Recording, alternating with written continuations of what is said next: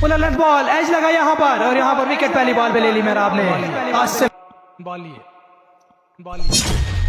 Full length ball किया था यहाँ पर, पूरी तरह से डिसीव किया यहाँ पर वसाम को। बेहतरीन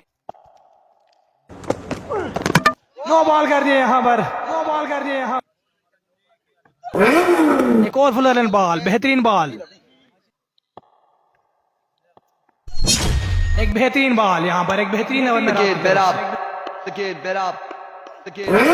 अच्छा बॉल था। मेरा दौड़े आए, इस बार पकड़े गए हैं यहाँ पर साकिब, और साकिब को पकड़ा है मेरा 57 रन बनाने हैं हसन। Excellent delivery,